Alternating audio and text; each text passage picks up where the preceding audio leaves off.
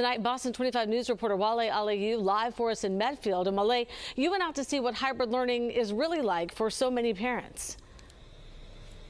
Here's an example of hybrid learning, Vanessa. Try to keep up. It's a little confusing. All right, so here in Medfield, parents tell me on Mondays and Tuesdays, Medfield sends students in the first half of the alphabet to class. On Thursdays and Fridays, students with the back half of the alphabet come to class. Wednesdays, everyone does remote learning. Why? Well, they can clean and avoid cross-contamination. And parents tell me keeping up with that schedule is just part of their headache. With every one of these pictures is a different story, and for most of the parents that send us these photos, they'll be the first to tell you remote learning is really, really hard. I feel sometimes that I'm not able to focus as much as I can because I'm constantly, is she on the computer? Is she doing what she's supposed to be doing? Or, because she's 9. I mean, if there's an opportunity to go check out Hannah Montana or, something like that, I'm going to jump on the Babysitters Club, Mommy. You weren't looking, So having all of those people online and trying to get them in quiet spaces so there's no background noise. Hybrid learning is just as hard for Megan Cloutman, who has 5 kids who go to 4 different Medfield schools. We interviewed her after she dropped off her oldest at driving school. Hopefully I'll have a driver pretty soon, so that might help. Since the buses need to be spaced out, the school district sent out parent surveys. When I answered the survey, I felt that I needed to give families that really needed the bus, that had both parents working outside of the home, the opportunity to get a spot on the bus.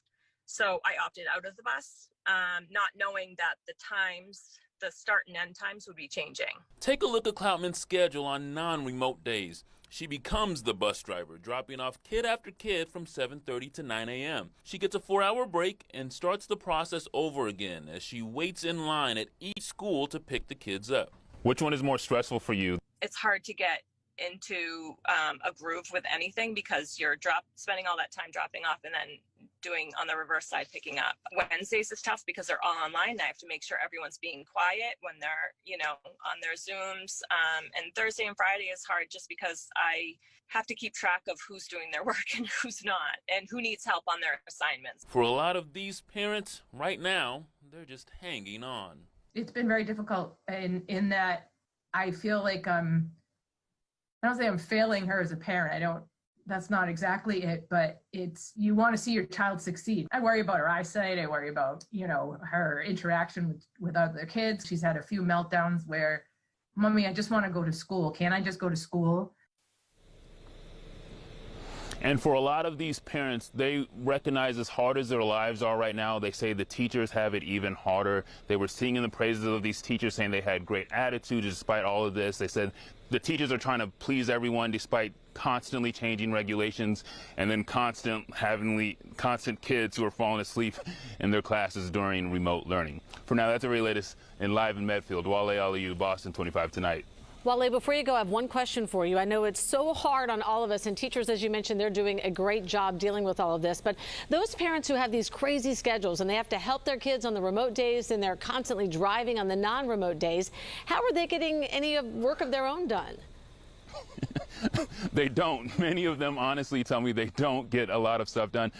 Because of everything you just said with both hybrid and remote learning, but also even internet problems. One parent was telling me with everyone in their house working from home at the same time, trying to keep up the Wi-Fi is so hard. They said they've had the cable company come out multiple times. One parent said they're coming out again tomorrow. And then another parent telling me that even their teachers are getting booted off of some of these internet situations. So it's really hard to get some of the work done for a lot of these parents. Well, a great perspective tonight. We appreciate those families sharing their stories with us, and I'm glad I'm not the only one who's struggling a bit. Thank you, Wale.